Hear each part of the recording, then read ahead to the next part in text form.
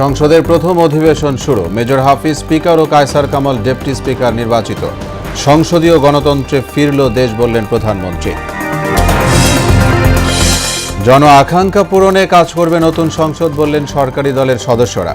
সংকট উত্তরণের কেন্দ্রস্থল হিসেবে দেখতে চায় বিরোধী শিবির। শেষ মুহূর্তে সারা দেশে জমজমাট ঈদের কেনাকাটা। রেলে ঘরমুখো যাত্রা শুরু কাল, সড়ক পথে বাড়ছে যাত্রীর চাপ। এবং মধ্যপ্রাচ্য যুদ্ধে 1100-র বেশি শিশু হতাহত। ইরানি হামলায় কুয়েতে 38 মার্কিন সেনা আহত। সম্ভাব্য নতুন হুমকির বিষয়ে মার্কিন সতর্কতা।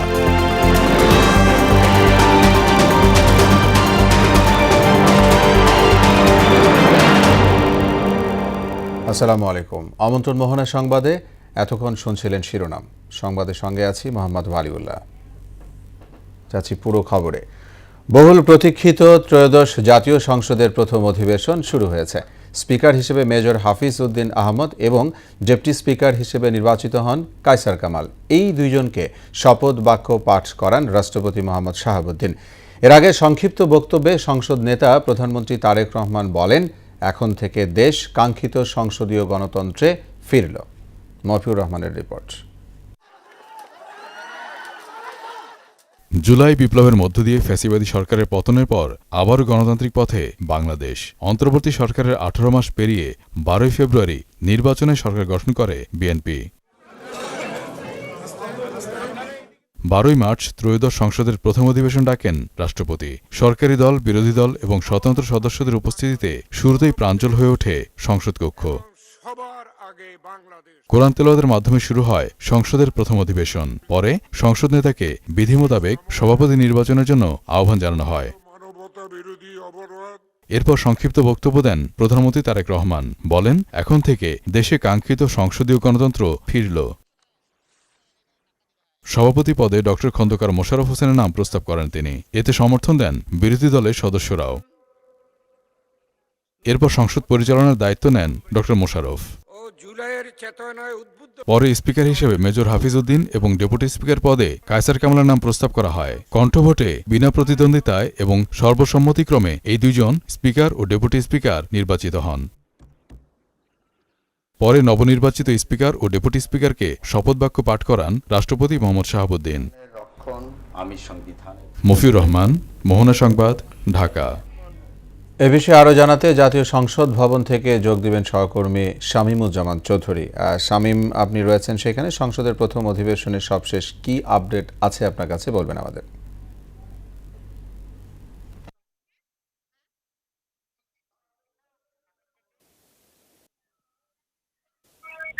উপনেতা প্রধানমন্ত্রী তারেক রহমান তিনি বক্তব্য দিয়েছেন এবং তিনি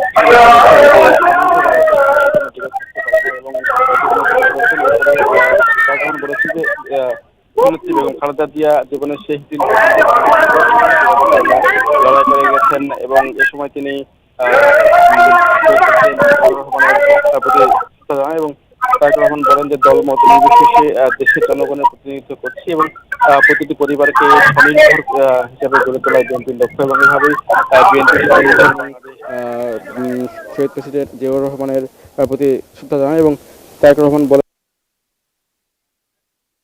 করছি এবং প্রতিটি পরিবারকে স্বনির্ভর হিসাবে গড়ে তোলায় বিএনপির লক্ষ্য এবং এভাবেই বিএনপি স্বনির্ভর বাংলাদেশ গড়ে তুলতে চান। এবং বক্তব্যের শেষে তিনি সংসদ অধিবেশনের সভাপতি নাম প্রস্তাব করেন, ড খন্দকার মোশাররফ হোসেনের নাম প্রস্তাব করেন। এতে পূর্ণ সমর্থন জানান মির্জা ফখরুল ইসলাম আলমগীর এবং এর আগে 11টার দিকে রাষ্ট্রপতি মোহাম্মদ শাহাবুদ্দিনের আহ্বানে কিন্তু সংসদ শুরু হয়। এবং একটু জানিয়ে রাখি, এটা যে ত্রয়োদশ জাতীয় সংসদ নির্বাচনে স্পিকার হিসেবে নির্বাচিত হয়েছেন মুক্তিযুদ্ধ বিষয়ক মন্ত্রী মেজর হাফিজ উদ্দিন আহমেদ এবং সংসদ অধিবেশনের এই নির্বাচিত হওয়ার পরে তার নামটি প্রস্তাব করেন বরগুনা 2 আসনের সংসদ সদস্য মোহাম্মদ নূর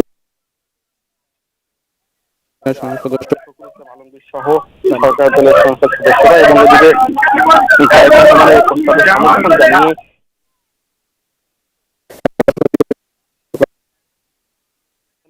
তো উনি একটা কথা বলেছেন যেটি হয়তো আগে জানালে তারা খুশি হতেন। এবং আরেকটি বিষয় জানিয়ে রাখি যে এই সংসদ নির্বাচনের ডেপুটি স্পিকার হিসেবে নির্বাচিত হয়েছেন প্রতিমন্ত্রী ব্যারিস্টার কায়সার কামাল এবং সংসদ অধিবেশনে নাটোরের আগে জানালে তারা আরো খুশি হতেন। এবং আরেকটি বিষয় জানিয়ে রাখি যে এই সংসদ নির্বাচনের ডেপুটি সবগুলো যদি বলিতে কামাল নাটোরের সংসদ সদস্য রুহুল কুদ্দুস তালুকদার দুলু এই প্রস্তাব সমর্থন করে আশরাফ সমর্থন করেন। তো সব মিলে যদি বলিতে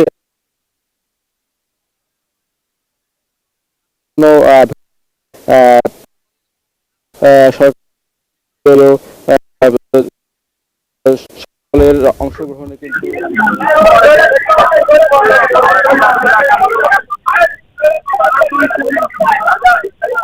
রাষ্ট্রপতির যে আহ্বান সে আহ্বানে কিন্তু সংসদ শুরু হয়েছে এবং এখন পর্যন্ত সরকার প্রধান এবং সংসদ দলীয় নেতা তারেক রহমান তিনি বক্তব্য দিয়েছেন এবং আজকে স্পিকার ডেপুটি স্পিকার নির্বাচিত হয়েছে এবং প্রথম অধিবেশন আজকে শুরু হয়েছে। তো আমার কাছে সংসদ ভবন থেকে যে প্রথম অধিবেশনের এই ছিল সবশেষ তথ্যাবলী। জি শামীম, ধন্যবাদ আপনাকে। সংসদ ভবন থেকে বলছিলেন শামীমুজ্জামান চৌধুরী। এই সংসদ জন আকাঙ্ক্ষা পূরণে কাজ করবে বলে জানিয়েছেন স্বরাষ্ট্রমন্ত্রী সালাউদ্দিন আহমদ। সকালে সংসদের প্রথম অধিবেশনে যোগ দেওয়ার সময় গণমাধ্যমের মুখোমুখি হয়ে তিনি বলেছেন এই সংসদের মাধ্যমে গণতন্ত্রের পদযাত্রা শুরু হবে। জানান জুলাই শহীদদের আকাঙ্ক্ষা বাস্তবায়ন হবে সংসদে। এ সময় বিএনপির স্থায়ী কমিটির সদস্য ও অর্থমন্ত্রী আমির খসরু মাহমুদ চৌধুরী বলেন সংসদীয় গণতন্ত্র ও গণতান্ত্রিক ক্রমধারা ফিরিয়ে আনাই এই সংসদের মূল লক্ষ্য। আর সংসদ সদস্য হাসনাত আবদুল্লাহ বলেন সকল দ্বন্দ্বের নিরসন যেন সংসদে হয় সেটাই বড় প্রত্যাশা। এই সংসদ জনপ্রত্যাশার জন আকাঙ্ক্ষার এবং আজকে এই গণতন্ত্র প্রথম দিন থেকে কাজ করবে। আজকের যেই কার্যপ্রণালী সেটা দেখি, তারপর হচ্ছে সে অনুযায়ী হচ্ছে আমাদের ফাংশনালিটিস থাকবে। অবশ্যই রাষ্ট্রপতি তো তার শপথ ভঙ্গ করেছে এবং সে তো ফেসিস্ট অ্যানাবেলার এবং এই কিলিং প্রসেসটাকে সে হচ্ছে সহযোগিতা করেছে জুলাইয়ের। তো সেই জায়গা থেকে তার মোরাল তো কোনো গ্রাউন্ড নাই আজকে জুলাইয়ের মধ্য দিয়ে অর্জিত এই পার্লামেন্টে এসে ভাষণ দেওয়ার। ত্রয়োদশ জাতীয় সংসদ নির্বাচনে ঢাকা 11 আসনের ভোটের ফলাফল চ্যালেঞ্জ করে বিএনপি প্রার্থী এম এ কাইয়ুম এবং মাদারীপুর 1 আসনের একই দলের প্রার্থী নাদিরা আক্তারের আবেদন গ্রহণ করেছেন হাইকোর্টের নির্বাচনী ট্রাইব্যুনাল। উক্ত 2 আসনে ব্যালট পেপার, রেজাল্ট শিট ও অন্যান্য নির্বাচনী সরঞ্জামাদি হেফাজতে নিতে নির্বাচন কমিশনকে নির্দেশ দিয়েছেন আদালত। সকালে মোহাম্মদ জাকির হোসেনের একক বেঞ্চে বিএনপি প্রার্থীদের আবেদনের উপর শুনানির পর 16 জুন পরবর্তী শুনানির জন্য দিন ধার্য করেন আদালত। একই সঙ্গে আসন দুটিতে বিজয়ী প্রার্থীদের নোটিশ ইস্যু করা হয়। রাজধানী সহ সারা দেশে জমে উঠেছে ঈদের কেনাকাটা। পরিবারের সবাইকে নিয়ে উৎসবমুখর পরিবেশে কেনাকাটা করছেন সবাই। নতুন নতুন সব কালেকশনে আকৃষ্ট হচ্ছেন ক্রেতারা। গেল কয়েক বছরের তুলনায় বেচা বিক্রি বেশি বলে জানান ব্যবসায়ীরা। সাধ্যের মধ্যে পরিবারের ছোট সদস্য থেকে শুরু করে সবার জন্যই চলছে কেনাকাটা। মানুষের ঠেলাঠেলি এড়াতে দিনের বেলাতেই অনেক ক্রেতা চলে যাচ্ছেন শপিং মলে। সালোয়ার কামিজ, পাঞ্জাবির পাশাপাশি দেশীয় সুতি পোশাকের প্রতি মানুষের আগ্রহ বেশি। দর্শক, ঈদ কেনাকাটার আরও খবর জানাতে রাজধানীর নিউ মার্কেট থেকে যোগ দেবেন সহকর্মী নাজমুল ইসলাম। নাজমুল, শেষ মুহূর্তে মার্কেটগুলোর চিত্র কেমন দেখছেন জানাবেন আমাদের।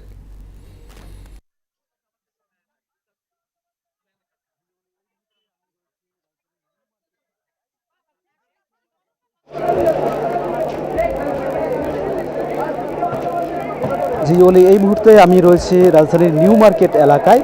তো ঈদের সময় যতই ঘনিয়ে আসছে ততই কিন্তু ক্রেতাদের সমাগমে কিন্তু মুখর হয়ে উঠেছে নিউ মার্কেট এলাকা। আমি যদি একটু আপনাদেরকে দেখাই যে এই মুহূর্তে আমি যে জায়গাটিতে রয়েছে এখানে ক্রেতা সমাগমে কিন্তু একেবারে মুখর হয়ে গেছে এলাকাটি এবং প্রচণ্ড ভিড় কিন্তু আপনারা দেখতে পাচ্ছেন।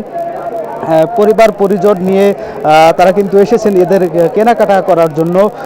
আরেকটি বিষয় আপনাদেরকে জানিয়ে রাখি, শুধু যে রাজধানীর যে ক্রেতা রয়েছে তা কিন্তু নয়, এই নিউ মার্কেট এলাকায় সারা দেশে থেকে এই আশেপাশের যেসব জেলাগুলো রয়েছে, অর্থাৎ রাজধানীর আশপাশের যেসব জেলাগুলো রয়েছে সেই সব জেলা থেকে কিন্তু মানুষজন এখানে তাদের প্রিয়জনের পছন্দের যে জিনিস রয়েছে ঈদ কেনাকাটা সেটি কেনার জন্য এসেছেন। আমরা কিন্তু ঈদ মার্কেটের যে বেচাকেনা সেটি কিন্তু বেলা যত গড়িয়ে যাচ্ছে ততই কিন্তু এই মার্কেটটিতে যে ক্রেতা সমাগম সেটি কিন্তু বাড়তে শুরু করছে এবং এই মুহূর্তে কিন্তু পা ফেলার কিন্তু জায়গা নেই। যেখানে আপনারা দেখতে পাচ্ছেন সেখানেই কিন্তু প্রচুর পরিমাণ ক্রেতা সমাগম আমরা দেখছি, বিশেষ করে নারী ক্রেতাদের আমরা উপস্থিতি সবচেয়ে বেশি দেখতে পাচ্ছি এখানে। এবং এই যে মার্কেটটি রয়েছে এই মার্কেটটিতে আমরা যে জিনিসপত্র যেগুলো দেখতে পেয়েছি ঈদের কেনাকাটা, সেগুলো নারীদের সবচেয়ে জিনিসপত্র এখানে বেশি রয়েছে।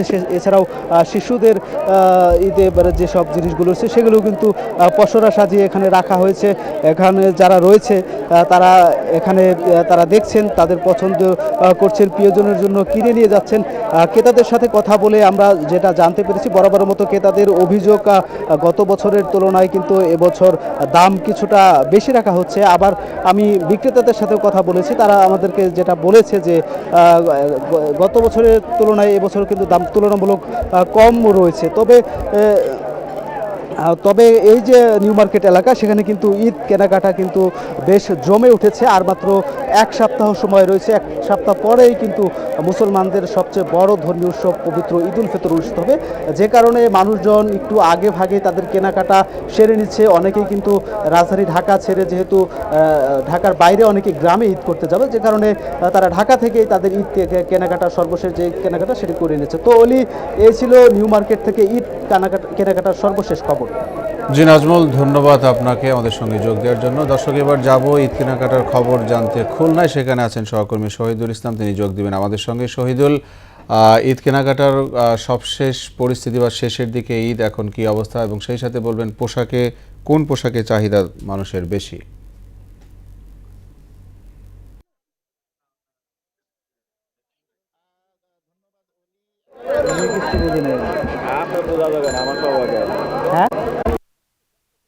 লাইভ তো শেষ,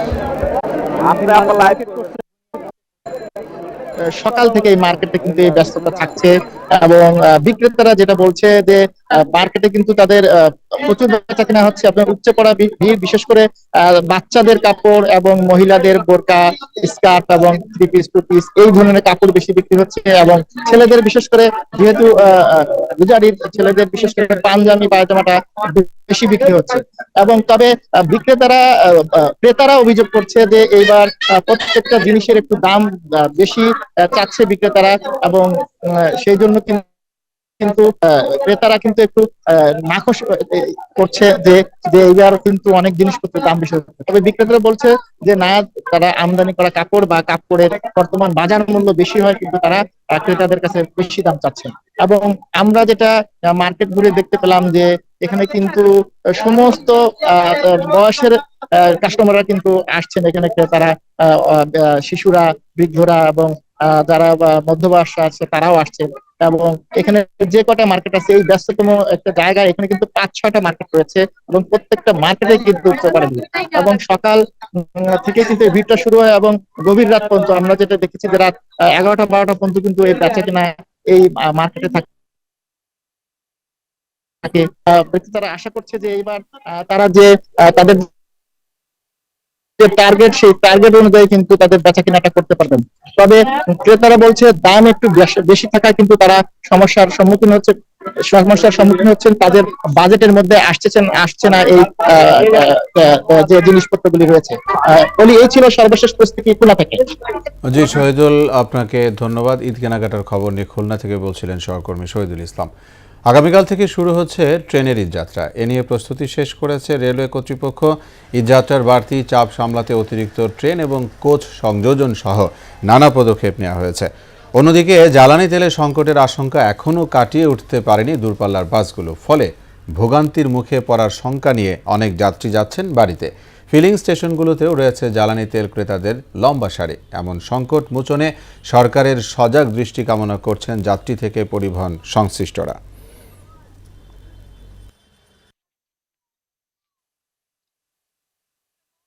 যে সেটা দেখতেছি আরো মনে হয় লাগবে। হ্যাঁ অবস্থা খুবই খারাপ, আর রোজা লাগে তো রাখেনি, রোদের মধ্যে অনেক রোদে দাঁড়ায় আছি, খুবই কষ্ট হইতেছে। আনলিমিটেড তেল দিচ্ছে আর আমাদেরকে 300 টাকার উপর তেল দিচ্ছে না। তেল নিয়ে সংকট আগের চেয়ে কিছুটা কমলেও ফিলিং স্টেশনে গাড়ির সারি দেখা যাচ্ছে। এ বিষয়ে জানাতে আসাদগেট এলাকা থেকে আমাদের সঙ্গে যোগ দেবেন সহকর্মী বিজন কুমার। বিজন, আজকে পেট্রোল পাম্পের চিত্র কেমন দেখছেন বলবেন আমাদের?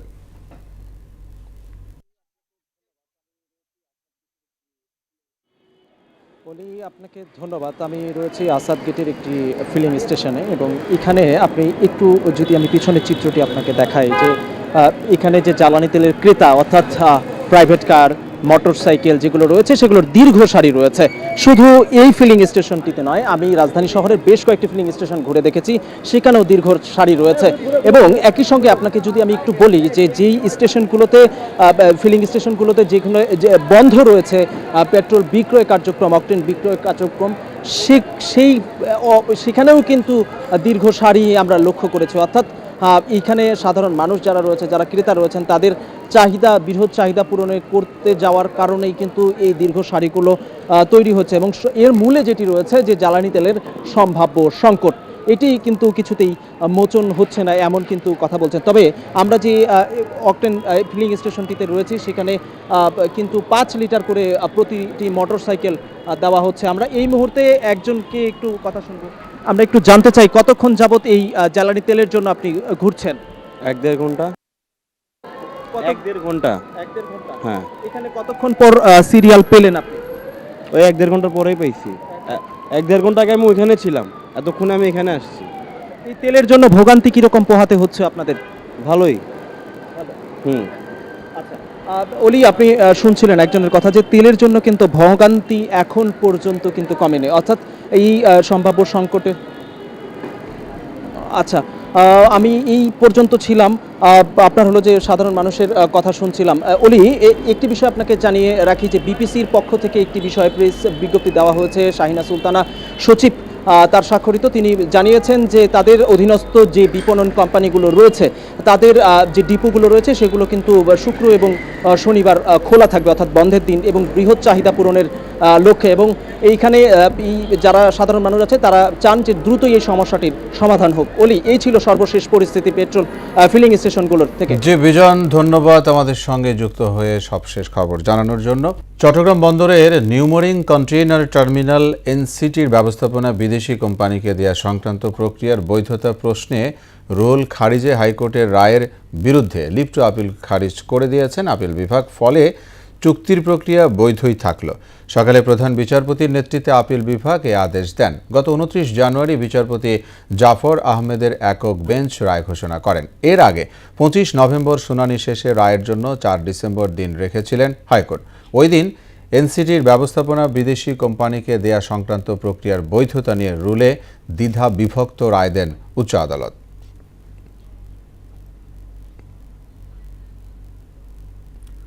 দর্শক, এ বিষয়ে আরও জানাতে হাইকোর্টে আছেন আমাদের সহকর্মী মুদাসির আলী। সরাসরি যাব তার সঙ্গে কথা বলতে। মুদাসির, আপনি রয়েছেন সেখানে, কি খবর আছে বলবেন আমাদের?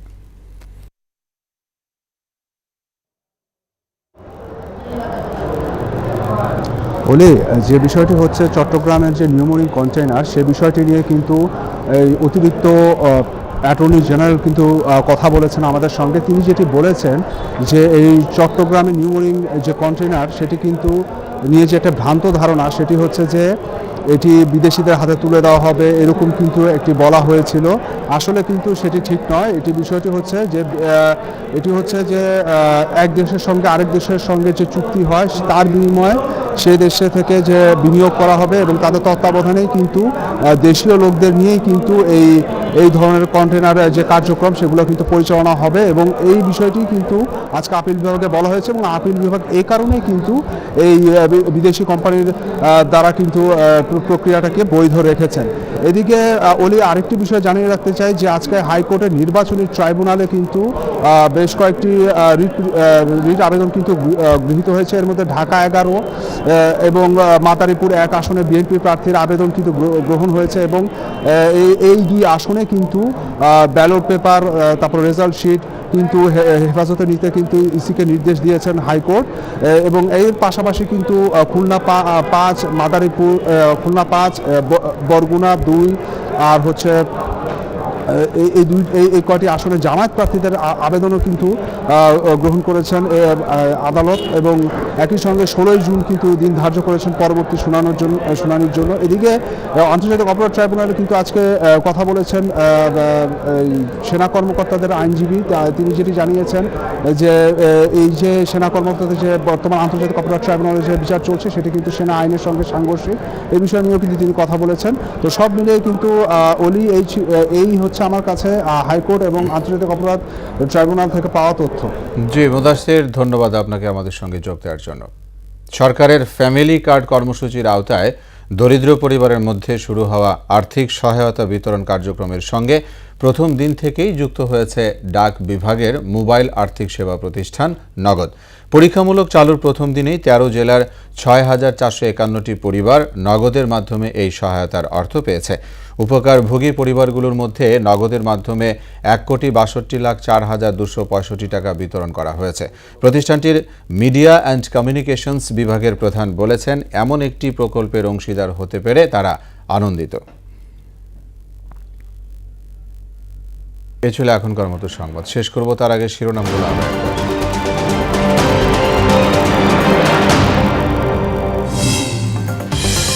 সংসদের প্রথম অধিবেশন শুরু। মেজর হাফিজ স্পিকার ও কায়সার কামাল ডেপুটি স্পিকার নির্বাচিত। সংসদীয় গণতন্ত্রে ফিরল দেশ, বললেন প্রধানমন্ত্রী। জন আকাঙ্ক্ষা পূরণে কাজ করবে নতুন সংসদ, বললেন সরকারি দলের সদস্যরা। সংকট উত্তরণের কেন্দ্রস্থল হিসেবে দেখতে চায় বিরোধী শিবির। শেষ মুহূর্তে সারা দেশে জমজমাট ঈদের কেনাকাটা। রেলে ঘরমুখো যাত্রা শুরু কাল, সড়ক পথে বাড়ছে যাত্রীর চাপ। এবং মধ্যপ্রাচ্য যুদ্ধে 1100-র বেশি শিশু হতাহত। ইরানি হামলায় কুয়েতে 38 মার্কিন সেনা আহত। সম্ভাব্য নতুন হুমকির বিষয়ে মার্কিন সতর্কতা। সবাইকে আবারও শুভেচ্ছা। পরবর্তী সংবাদ বিকেল 5টায়। এর আগে বিকেল 3টায় দেখবেন সংবাদ এক নজরে। মোহনার সবশেষ খবর জানতে ভিজিট করুন www.mohana.tv। সংবাদ দেখতে পারেন ফেসবুক ও ইউটিউবে। এতক্ষণ সঙ্গে থাকায় ধন্যবাদ সবাইকে।